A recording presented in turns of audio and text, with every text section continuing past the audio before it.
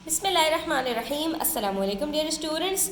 Book D2 का हम chapter number 7 relations and functions के इंटरमीडिएट लेवल क्वेश्चन नंबर 5 को आज सॉल्व करेंगे।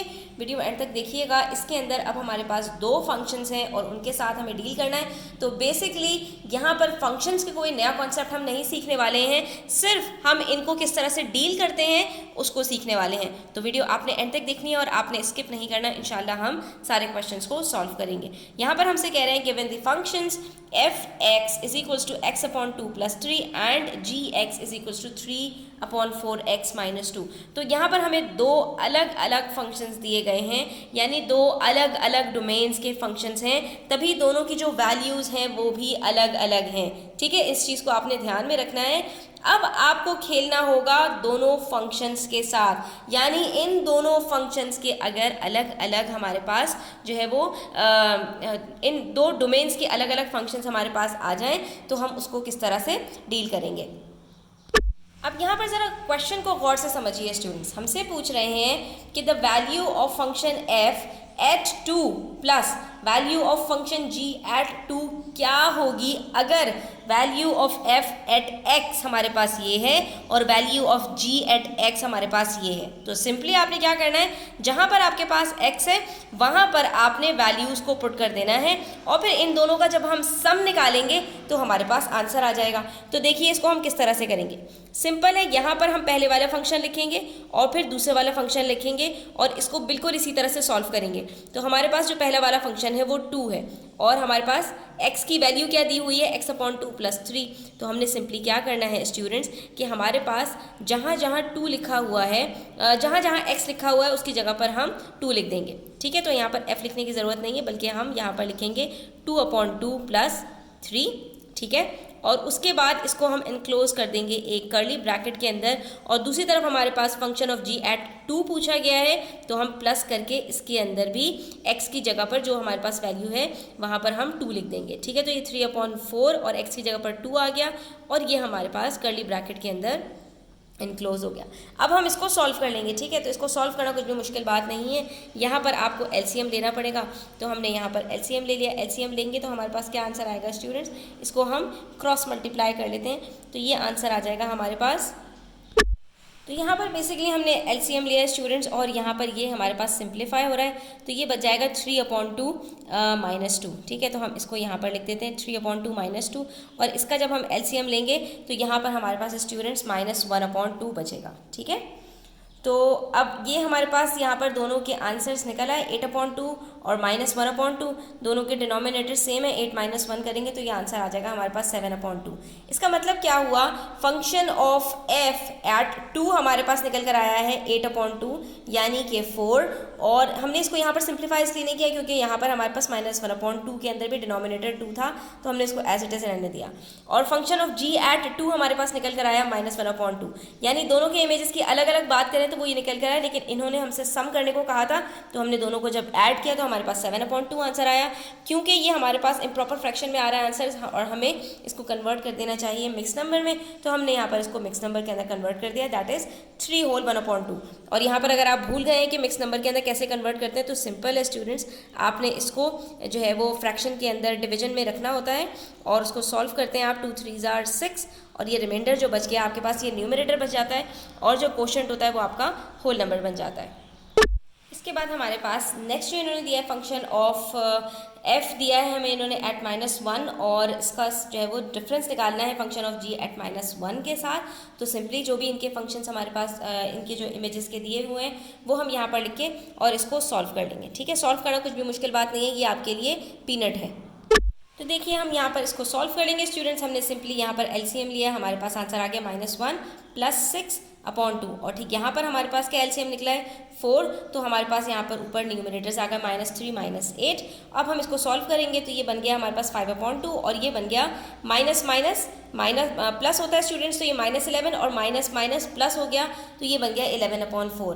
अब अगेन यहाँ पर हमें एलसीएम लेना पड़ेगा तो हमने यहाँ पर इसको 2 से मल्टीप्लाई किया और इसको भी 2 से मल्टीप्लाई किया तो नीचे डिनोमिनेटर्स सेम हो गए। जैसे ही सेम हो गए तो हमने ऊपर ऐड कर लिया और ये हमारे पास आंसर आ गया 21 अपॉन 4। इसको हमने चेंज कर दिया मिक्स नंबर के अंदर तो वी गॉट 5 होल 1 अपॉन 4। ठीक है, तो इसी तरह से हम पार्ट 3 और पार्ट 4 भी सॉल्व करेंगे।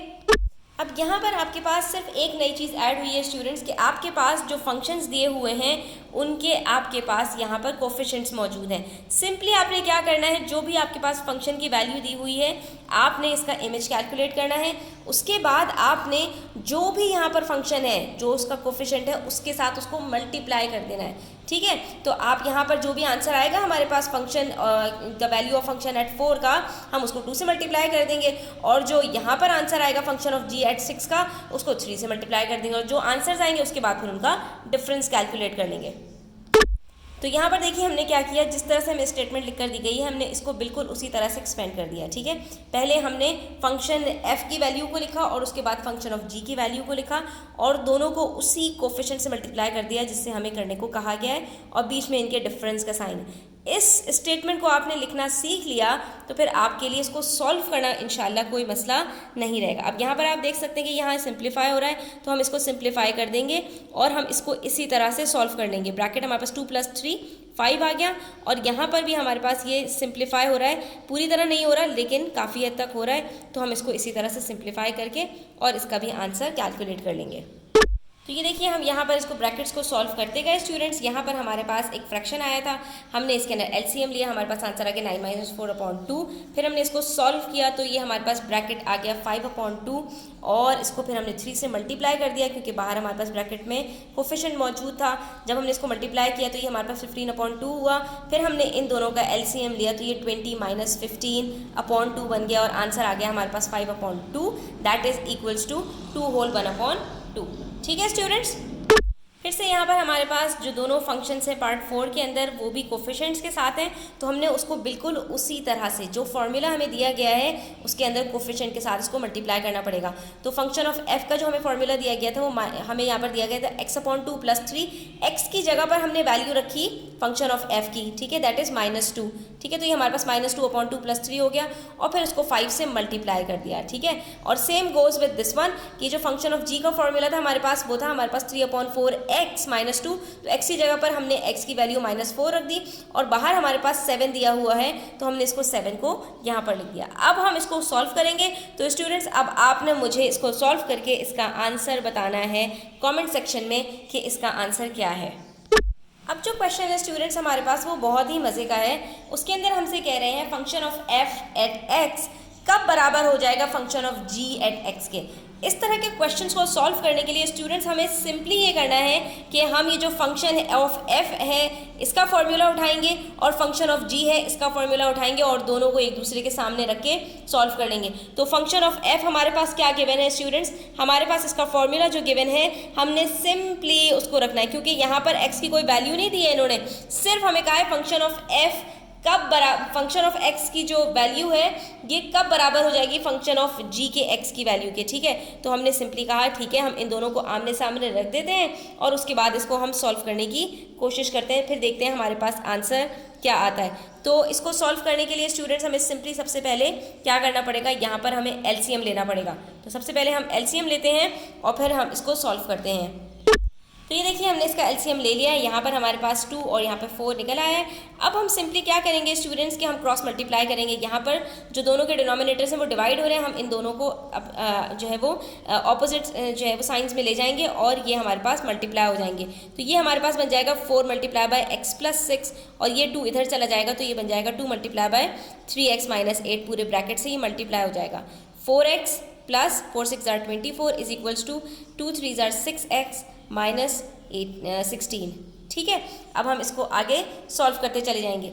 अब ये हमारे पास 6x है, इसको हम ले जाते हैं लेफ्ट हैंड साइड पर और 24 को ले जाते हैं जो है राइट हैंड साइड पर, तो ये हमारे पास इस तरह से सॉल्व हो जाएगा। ठीक है स्टूडेंट्स, -16 - 24 साइंस चेंज हो जाती हैं।